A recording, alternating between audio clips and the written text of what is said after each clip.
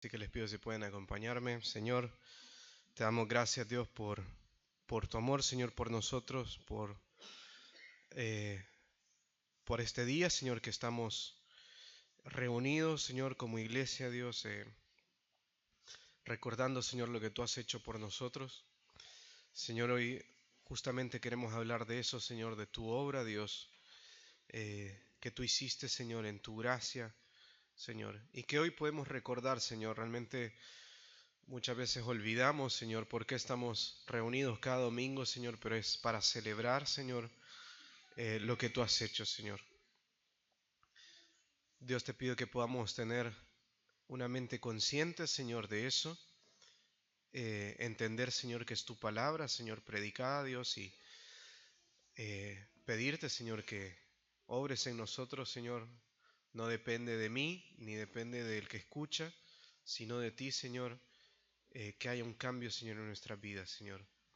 No para ser mejores, no para ser buenas personas, Señor, sino para glorificar, Señor, tu nombre. Porque tú te mereces, Señor, la gloria de Dios. Te lo pido, Señor, en tu nombre, Dios. Amén. Bueno, vamos a abrir nuestras Biblias en Hebreos. Vamos a ver una vez más Hebreos.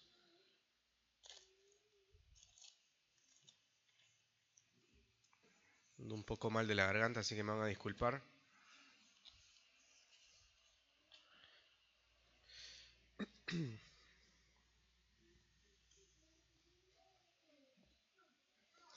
Hebreos 1.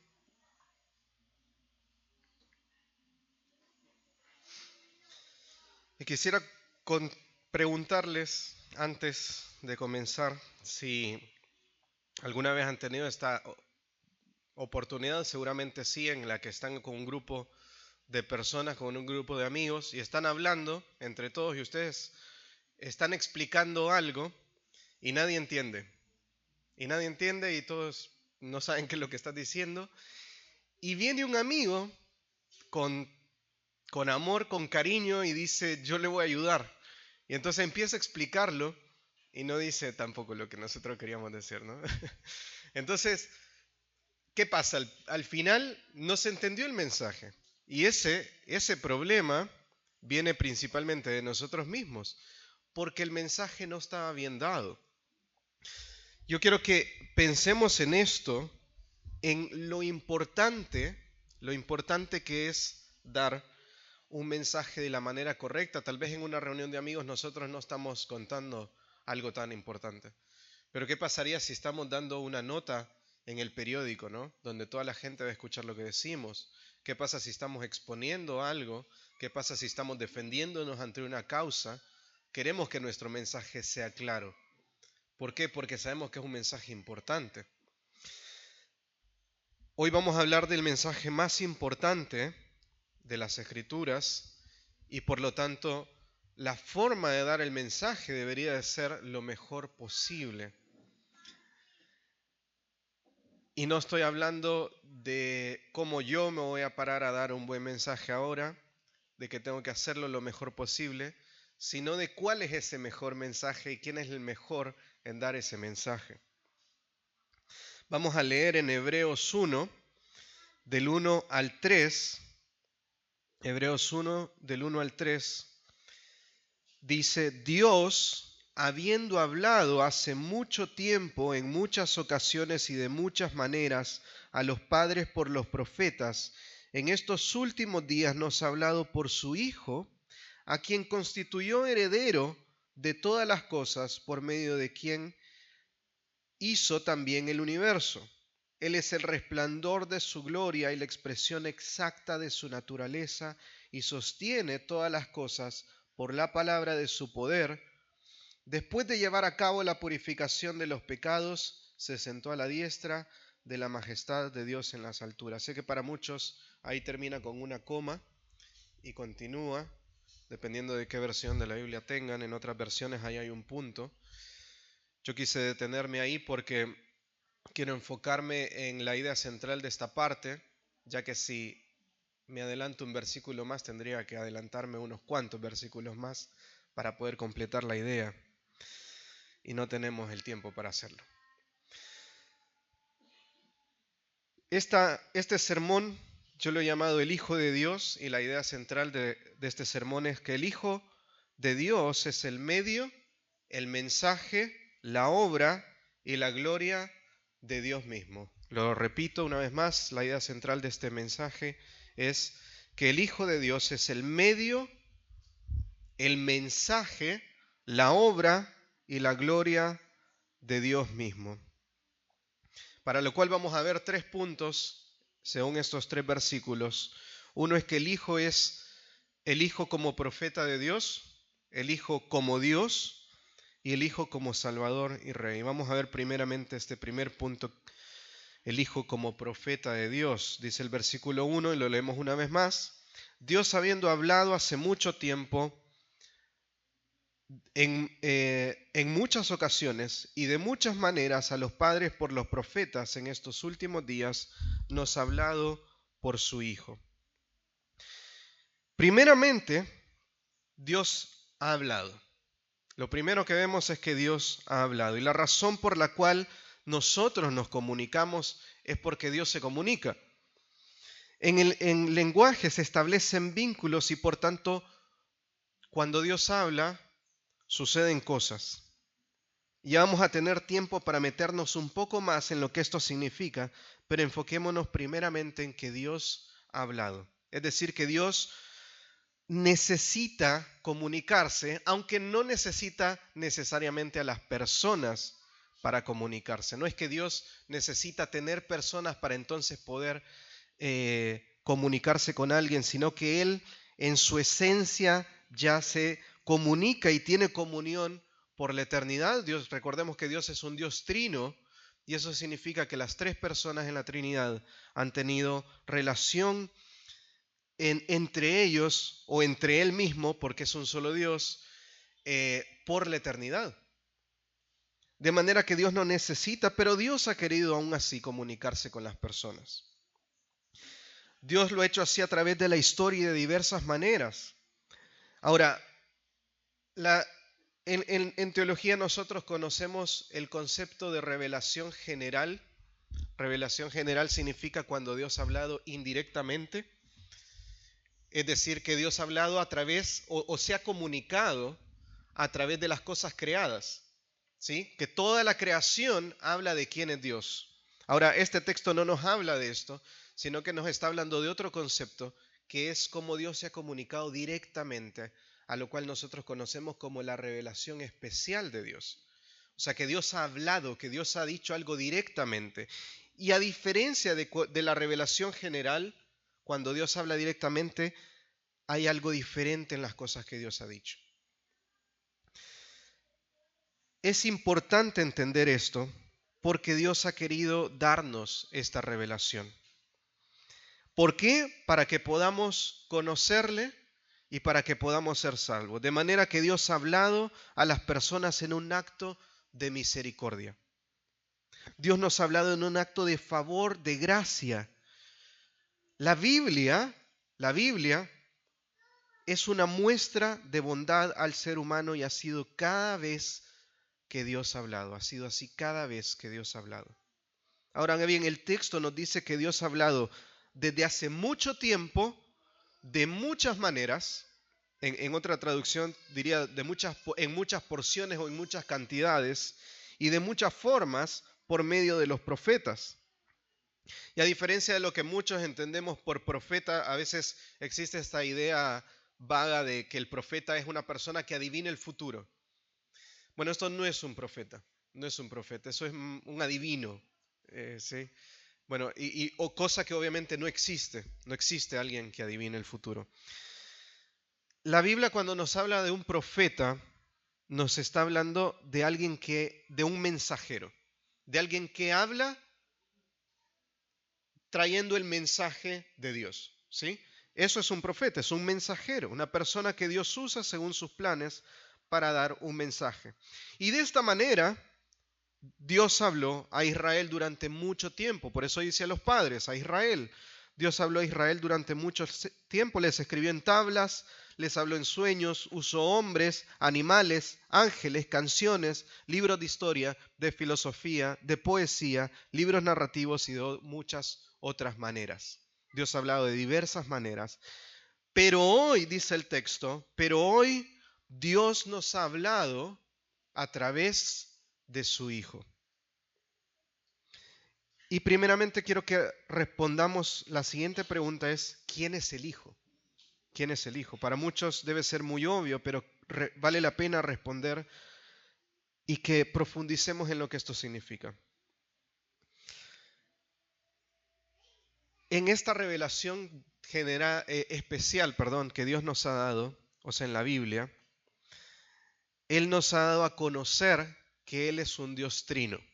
Eso significa que Dios es tres personas, pero no tres seres. Es un solo ser, tres personas. El Hijo es Dios, el Padre es Dios, el Espíritu Santo es Dios. El Hijo no es el Padre, el Hijo no es el Espíritu Santo, el Espíritu Santo no es el Padre, pero a su vez cada uno de estos es Dios. Y digo es, y no digo son, porque es un solo ser. Ahora, esto por supuesto que es bastante difícil de entender. ¿Y por qué nos parece tan difícil de comprender que tal vez incluso a alguno le podría parecer ridículo, ¿no? Decir, no, pues esto no tiene sentido, lo que me están diciendo no tiene sentido. ¿Cómo van a decir que una cosa es tres y es uno? No, no tiene sentido, estamos hablando de cualquier cosa. Pero la razón por la cual es difícil de entender es porque nosotros somos creación y Él es creador. Les pongo un ejemplo que usa un autor que se llama C.S. Lewis.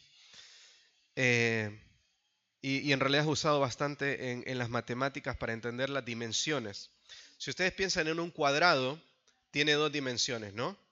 Ancho y alto, ¿sí? X y Y, ¿sí? Y si piensan en un cubo, ¿cuál es la diferencia? Es que tiene tres dimensiones, ¿sí? Tiene ancho, alto y largo, ¿no? X, Y y Z. Tres dimensiones y el otro tiene dos. Bueno, el cuadrado, que es bidimensional, el cuadrado, cabe perfectamente en cualquiera de las caras del cubo. Pero el cubo no puede caber dentro del cuadrado, porque tiene tres dimensiones, ¿sí? Ahora, quiero que piensen en el cuadrado, por un momento quiero que piensen en el cuadrado como su cabeza. Su cabeza bidimensional y humana no puede entender la complejidad infinita del cubo tridimensional que es Dios. Si esto es solo para que nosotros tengamos una idea de que nosotros estamos limitados ante Dios.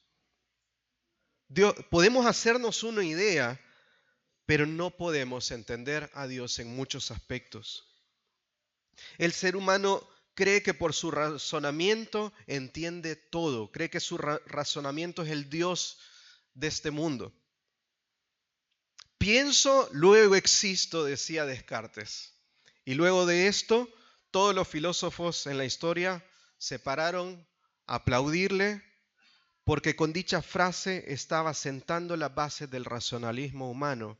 Esto significa que el racionalismo, o sea, la razón, la capacidad de razonar, es el Dios o la base principal para entender todas las cosas. Y no quiero que malentiendan, Dios nos ha dado razonamiento para que nosotros analicemos las cosas. Dios ama la sabiduría. Dios ha dejado libros enteros para que nosotros entendamos lo importante que es la inteligencia y la sabiduría. Dios ama el estudio, Dios disfruta que seamos esforzados. Dios no quiere perezosos, Dios no quiere gente que no le guste pensar.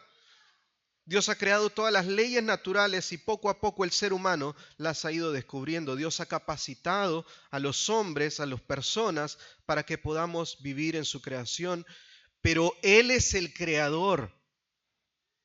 Su mente y su ser están por encima de nosotros. Nuestro razonamiento es parte de la creación. Dios es el que define las cosas. Dios creó nuestro razonamiento. Así que entendiendo que Dios es trino, por lo que creemos en la Biblia, creemos que Dios es trino. Vamos a enfocarnos en lo que es entonces la segunda persona de la Trinidad. ¿Quién es el Hijo? Hebreos, más adelante, lo podemos ir leyendo, Hebreos 1 del 4 al 13, nos muestra esta verdad. Y dice, siendo mucho mejor que los ángeles, por cuanto hablando del Hijo, ¿no? Siendo mucho mejor que los ángeles, por cuanto ha heredado un nombre más excelente que ellos. Porque ¿a cuál de los ángeles dijo Dios jamás, Hijo mío eres tú, yo te he engendrado hoy? Y otra vez, yo seré padre para él, haciendo una distinción entre que a los ángeles nunca se les dijo esto, pero hablando del Hijo, Dios dice estas cosas. Y de nuevo, versículo 6, cuando trae el primogénito al mundo, dice, adórenle todos los ángeles de Dios. Y de los ángeles, dice, el que hace a sus ángeles espíritus y a sus ministros llama de fuego. Pero del Hijo, quiero que piensen bien en esto que voy a leer, pero del Hijo dice, tu trono, oh Dios, es por los siglos de los siglos, de equidad es el cetro, perdón, y cetro de equidad es el cetro de tu reino. Una vez más lo leo. Pero del Hijo dice, tu trono, oh Dios. O sea, el Hijo se le llama Dios. Por lo tanto, el Hijo es Dios. Entonces, ¿quién es el Hijo? Es Dios. Jesús es Dios. Jesús es el Hijo de Dios, es un Rey eterno. Y hereda todas las cualidades de Dios porque Él es Dios. Entonces, todos los atributos de Dios están enteramente manifiestos en el Hijo. Ahora bien, ¿cómo ha hablado Dios a través del Hijo? Veamos en Juan 1, versículo 1 y versículo 14, nos deja saber mejor esto. Dice, en el principio era el verbo. Esta palabra verbo también se puede traducir como logos o como palabra. Entonces en el principio era el verbo, y el verbo era con Dios, y el verbo era Dios. Y más adelante dice en el versículo 14, y aquel verbo, aquel logos, aquella palabra, fue hecho carne y habitó entre nosotros. O sea, el Hijo, el verbo, fue hecho carne y habitó entre nosotros. Aquí no solo vemos que Dios ha hablado por medio de su Hijo, sino que Jesús es la palabra viva de Dios hecha carne. Dios que ha hablado por medio de muchos profetas, esta vez Él mismo es el profeta. Esta vez Jesús es el profeta. Él es el mensajero. ¿Y cuál es su mensaje? Bueno, vamos a ver esto un poco más adelante, pero sigamos un poco el orden del texto que nos quiere decir algunas cosas importantes antes de hablarnos acerca de este mensaje. Y vemos nuestro segundo punto, que el Hijo como Dios, el Hijo como Dios. Hablando de su Hijo, el versículo 2 dice, a quien constituyó heredero de todas las cosas, por medio de quien hizo también el universo. Él es el resplandor de su gloria, la expresión exacta de su naturaleza, y sostiene todas las cosas por la palabra de su poder. Acá nos habla de 4 puntos. Uno, que Él es heredero de todas las cosas, que Él es creador del universo. Esta palabra universo también se refiere a todas las cosas. Que Él es la imagen de Dios y que Él sostiene todas las cosas. El primer, segundo y cuarto punto nos hablan del Hijo como creador del universo, más bien como creador, sustentador y heredero del universo. O según el orden del pasaje, como heredero, como creador y como sustentador. Es decir, que Cristo es el creador de todas las cosas. Vamos una vez más a Juan, y dejen ahí separado Juan, porque vamos a estar regresando a Juan varias veces. Juan 1, 3 al 4 dice, todas las cosas, hablando del verbo, ¿no? ¿Recuerdan lo que leímos antes? Hablando del verbo, dice, todas las cosas por Él fueron hechas, y sin Él nada de lo que ha sido hecho fue hecho. En Él estaba la vida. Y sigue hablando. Sin Cristo no existiría absolutamente nada. Todo ha sido creado con Él, aunque el pasaje nos deja ver un poco más de lo que esto significa. Y lo que quiere decir es que todo ha sido hecho por Él, pero ha sido hecho a través de Él también. Y lo ilustro esto con Génesis 1. No lo busquen, Se los leo, dice Génesis 1, lo voy a ir leyendo un poco rápido. Dicen, entonces, versículo 3, entonces dijo Dios, sea la luz y hubo luz. Versículo 6, entonces dijo Dios, hay expansión en medio de las aguas y separen las aguas de las aguas. Versículo 9, entonces dijo Dios, júntense en un lugar las aguas que están debajo de los cielos. Versículo 11, y dijo Dios, produzca la tierra vegetación, y fue así. Versículo 14, y dijo Dios, haya lumbreras en la expansión de los cielos. 20, entonces dijo Dios, llénense las aguas de multitudes de seres vivientes. Versículo 24, entonces dijo Dios, produzca la tierra seres vivientes. Versículo 26, y dijo Dios, hagamos al hombre. 8 veces en 6 días Dios dijo, Dios habló, y fue así. Dios creó todas las cosas por medio de su palabra, es decir, por medio del Verbo, por medio de Cristo, por medio de Jesús. Dios creó todas las cosas. O más bien, el Hijo de Dios creó todas las cosas por medio de Él mismo, por medio de la palabra. Entonces Él, que creó todas las cosas, pero también todas estas le pertenecen. Volvamos a Hebreos. A su Hijo, a quien constituyó heredero de todas las cosas. Romanos 11:36 dice claramente, porque de Él, por Él y para Él son todas las cosas. Dios es dueño, Jesús, el Hijo de Dios, es dueño de todo lo que existe. De todo lo que existe. Asimismo dice el texto, y sostiene todas las cosas por la palabra de su poder. Así que el Hijo de Dios ha creado todas las cosas, ha sido el medio por cual todas las cosas han sido creadas, es el heredero y poseedor de todas las cosas, y Él sostiene todas las cosas por la palabra de su poder. Miremos bien que no dice el poder de su palabra, sino al revés, dice la palabra de su poder. No estamos hablando solo de la revelación de Dios, sino del poder del Hijo de Dios. Ahora, Dios es poderoso, ¿sí? Y con todo esto nosotros algo que podemos estar seguros es que su palabra es poderosa. Más adelante, en el capítulo 4, dice que su palabra es viva y eficaz, que su palabra es poderosa. Y pensemos, ¿cómo no va a decir esto, no?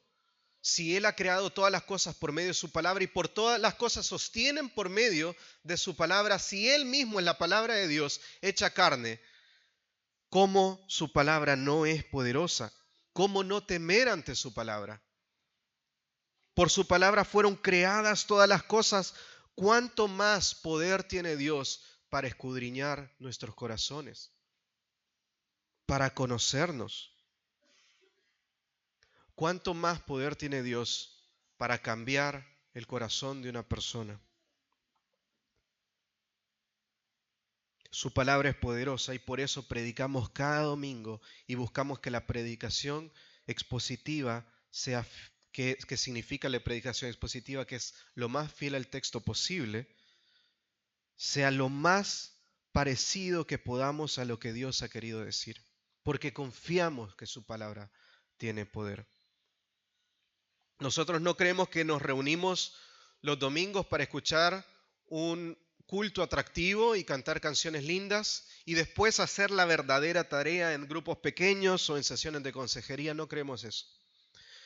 Nosotros creemos que todas estas cosas que Dios ha dicho son importantes. La carne de nuestro alimento es el domingo.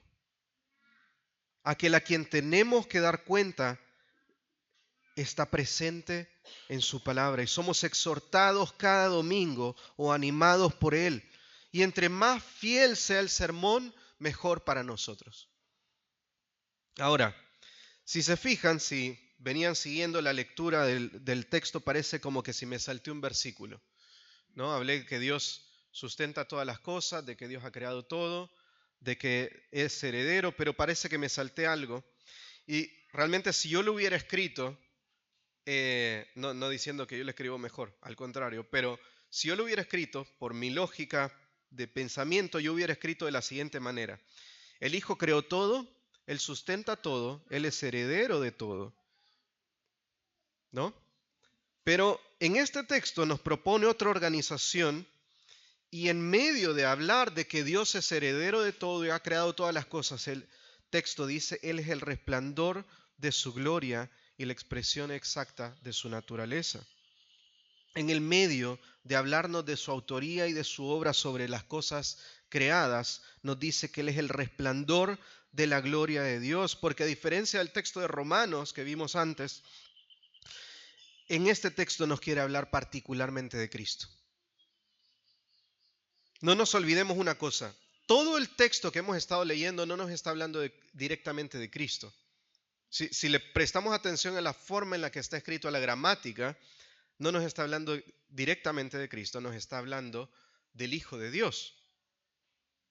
Pero no estoy intercambiando un pronombre con otro, estoy diciendo, nos está hablando del Hijo, de la persona que sí está hablando que es Dios. ¿Sí? O sea, nos está diciendo, y Él le heredó, y Él le constituyó, y este es el Hijo de Dios, Él es el resplandor de la gloria de Dios, ¿sí? Nos está hablando de Dios, y al mismo tiempo nos está hablando del Hijo de Dios, ¿sí? Está hablando de Dios. Entonces, hablando del Hijo de Dios, dice el texto, Él es la imagen de Dios, el resplandor de su gloria, la expresión exacta de su naturaleza, una representación fiel, una impresión perfecta de su sustancia. Estas dos expresiones son dos formas de decirnos una sola cosa, que Jesús es Dios, que el Hijo de Dios es Dios, que si hemos visto al Hijo, hemos visto al Padre. Juan 14, 8 al 10 nos narra una historia, dice Felipe, uno de los discípulos de Jesús, le dijo a Jesús, Señor, muéstranos al Padre, déjanos ver la gloria de Dios hoy, estamos vivos, ¿por qué esperar más tiempo, no?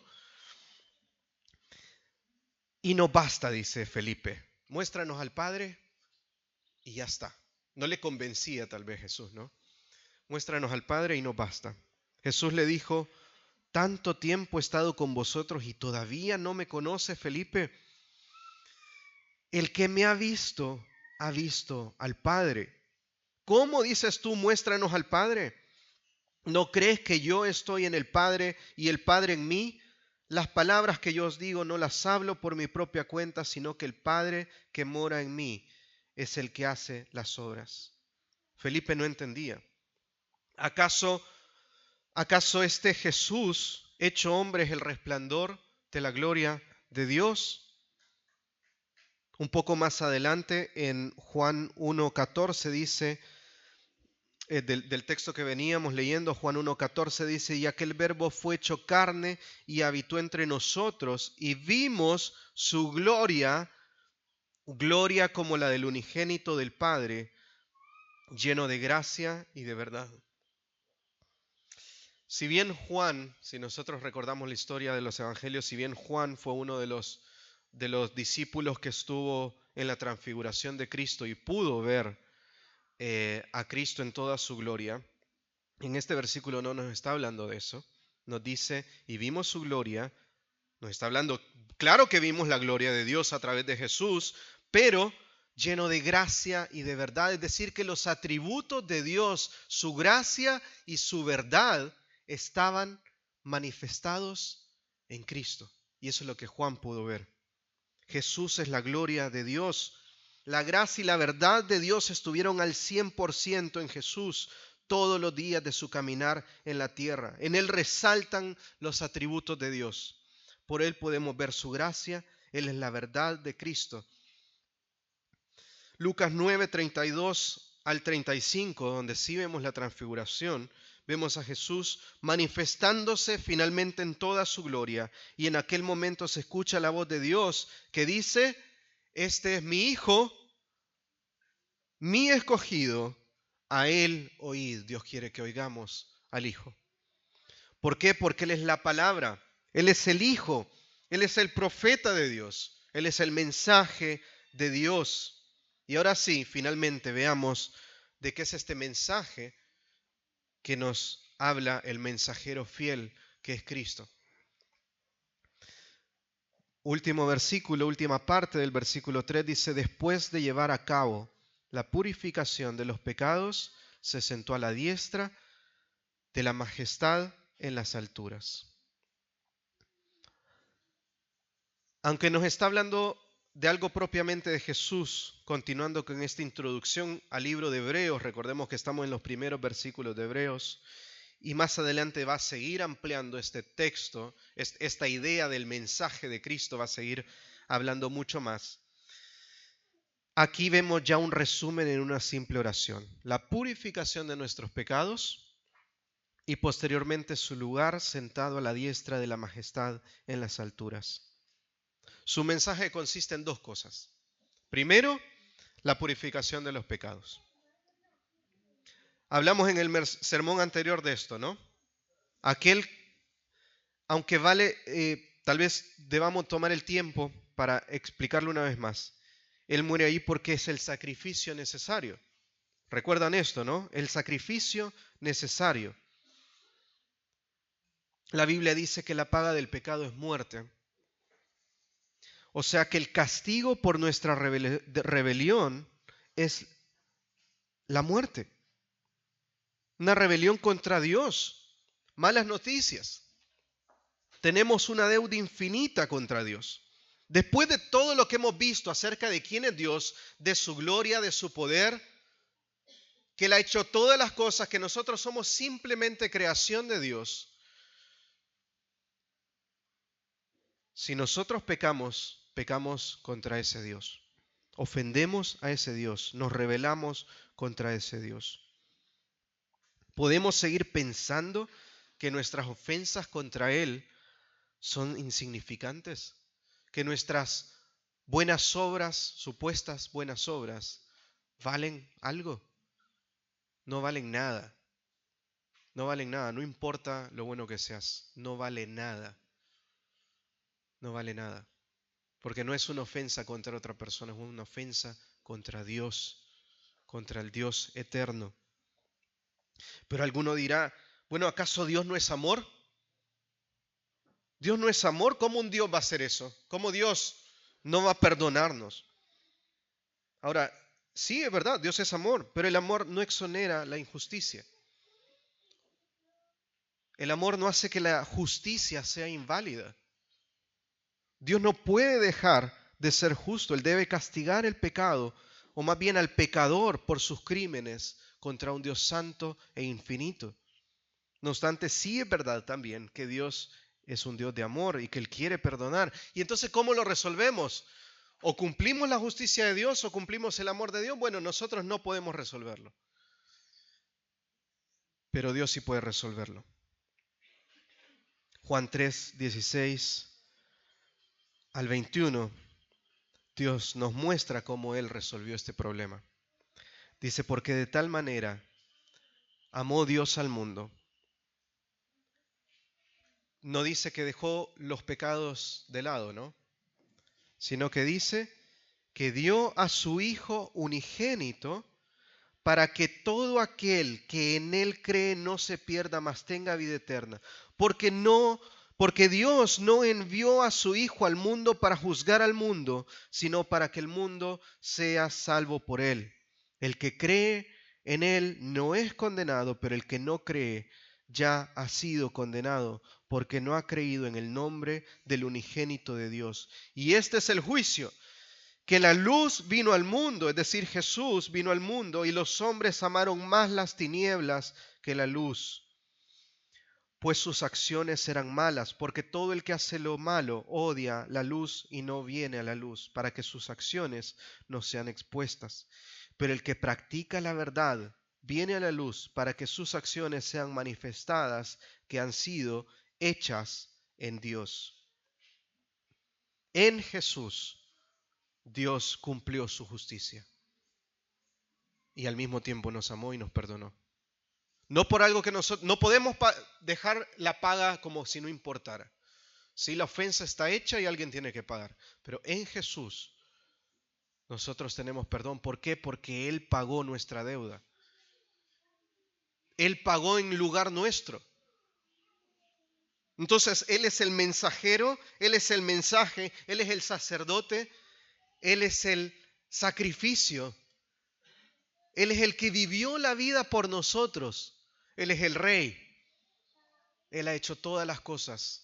Él sostiene todas las cosas y Él es heredero de todas las cosas. Él es el Hijo de Dios y Él es Dios. Ahora el mensaje no termina ahí. Después de llevar a cabo la purificación de los pecados, dice el texto, se sentó a la diestra de la majestad en las alturas. Jesús, luego de su obra, se sentó a la diestra de la majestad en las alturas. Esta expresión es la de sentarse a la derecha del rey. Sí, la autoridad máxima. Este es el fin de todas las cosas. Cristo coronado como rey sobre todas las cosas. De esto se trata la revelación de especial, la palabra de Dios, la Biblia, de Cristo. Cristo es el centro de todos. Y déjenme contarles una historia antes de terminar.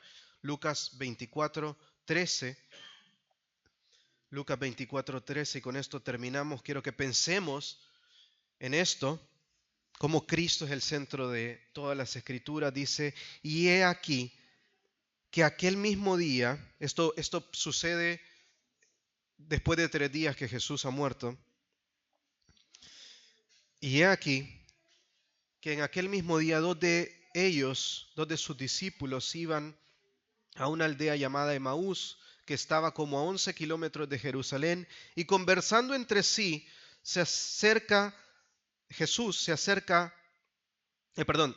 conversando entre sí acerca de todas estas cosas que habían acontecido, es decir, que Jesús había muerto. Y sucedió que mientras conversaban y discutían, Jesús mismo, que ya había resucitado, se acercó y caminaba con ellos. Pero sus ojos estaban velados porque no le reconocieran. Y él les dijo, ¿qué discusiones son estas que tenéis entre vosotros mientras vais andando? Y ellos se detuvieron con semblante triste. Respondiendo uno de ellos, llamado Cleofás, le dijo, ¿eres tú el único visitante en Jerusalén que no sabe las cosas que en ella han acontecido estos días? Entonces él les dijo, ¿qué cosas? Y ellos le dijeron, las referentes a Jesús el Nazareno, que fue un profeta poderoso en obra y en palabra delante de Dios y de todo el pueblo. Y como los principales sacerdotes y nuestros gobernantes le entregaron a sentencia de muerte y le crucificaron, pero todos esperábamos que él, que era el que iba a redimir a Israel. Pero además de todo esto, este es el tercer día desde que estas cosas acontecieron. Y también algunas mujeres de entre nosotros nos asombraron, pues cuando fueron de madrugada al sepulcro y al no hallar su cuerpo, vieron diciendo que también habían visto una aparición de ángeles que decía que él vivía. Algunos de los que estaban con nosotros fueron al sepulcro y lo hallaron tal como también las mujeres habían dicho, pero a él no le vieron. Entonces Jesús les dijo, y acá Jesús, una muestra de amor, oh insensatos y tardos de corazón para creer todo lo que los profetas han dicho. No escucharon todo lo que los profetas habían dicho. ¿No era necesario que el Cristo padeciera todas estas cosas y se entregara en su gloria? Y miren esto que dice, versículo 27. Y comenzando por Moisés y continuando por todos los profetas, toda la palabra de Dios, les explicó lo referente a él mismo, a Jesús, al Hijo de Dios, en todas las Escrituras. Les dio una clase de teología, de cristología, a través de todos los profetas y de todas las Escrituras. Se acercaron a la aldea a donde iban, dice el texto, y él hizo como que iba más lejos, y ellos le instaron diciendo: quédate con nosotros porque está atardeciendo y el día ya ha declinado, y entró a quedarse con ellos. Y sucedió que al sentarse a la mesa con ellos, tomó pan y lo bendijo, y partiéndolo les dio. Entonces le fueron abiertos los ojos y le reconocieron, pero él desapareció en la presencia de ellos. Y se dijeron uno al otro: ¿no ardía nuestro corazón dentro de nosotros mientras nos hablaba en el camino, cuando nos abría las Escrituras? El autor hablándoles de su libro. No ardía en nuestros corazones. Oramos. Padre, Señor. Señor, ¿cómo nosotros no podríamos sentir lo mismo, Señor? Señor, ¿cómo podemos ser tan egoístas, Señor, y venir, Dios, a tu palabra, Señor, y leerla con toda frialdad, Señor? Dios, te pedimos perdón, Señor. Dios, tu palabra es viva, Señor, y eficaz, Señor.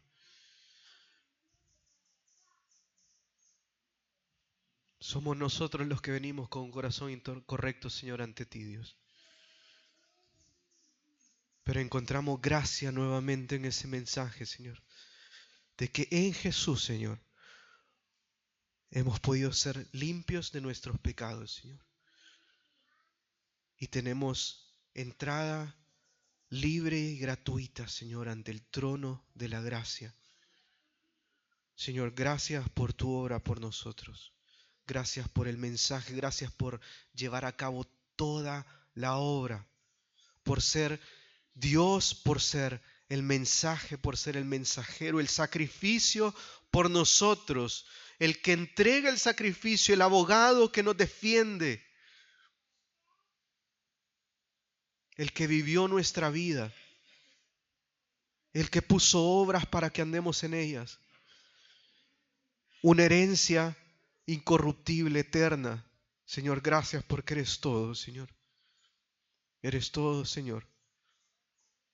Y te alabamos, Señor, por eso. Y queremos recordar que todas las cosas no se trataban de lo que tú hiciste por nosotros solamente, sino que tú eres digno, Señor, de toda gloria y de todo honor. Y a ti sea la gloria, Señor, por la eternidad, por los siglos de los siglos.